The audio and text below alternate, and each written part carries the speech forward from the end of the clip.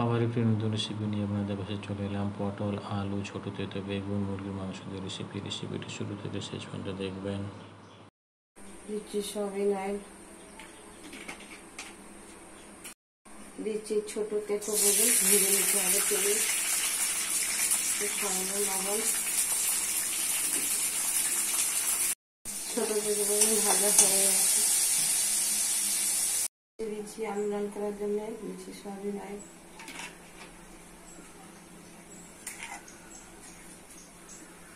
দিচ্ছি আলু,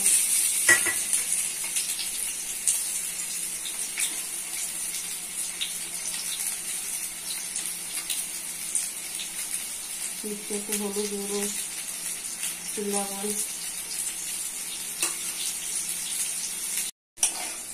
আলু লাল হয়ে গেছে, তুলে দিচ্ছি। গরম হয়ে গেছে, দিচ্ছি পেঁয়াজ কুচি, লাল হয়ে গেছে, দিচ্ছি আদা রসুন বাটা, ভালো করে আদা রসুন বাটাটা ভেজে নেব। রসুন লাল হয়ে গেছে, দিচ্ছি মশলা, হলুদ গুঁড়ো 1 চামচ, লঙ্কা গুঁড়ো 1 চামচ, জিরা গুঁড়ো 1 চামচ, ধনে গুঁড়ো 1 চামচ, লবণ 1 চামচ। মশলা ভালো করে কষে নিতে হবে। মশলা কষা হয়ে গেছে, দিয়ে দিচ্ছি মুরগির মাংস। মুরগির মাংসটাকে ভালো করে কষে নিতে হবে। মুরগির মাংস কষা হয়ে গেছে, দিচ্ছি ভেজে রাখা আলু। মুরগির মাংস ভালো করে কষে নিতে হবে।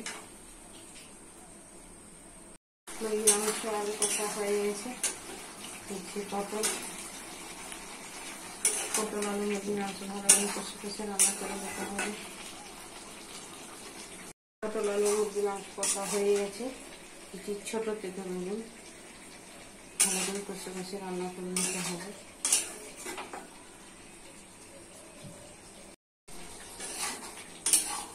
আর এসে কষা হয়ে গেছে, দিয়ে দিচ্ছি জল।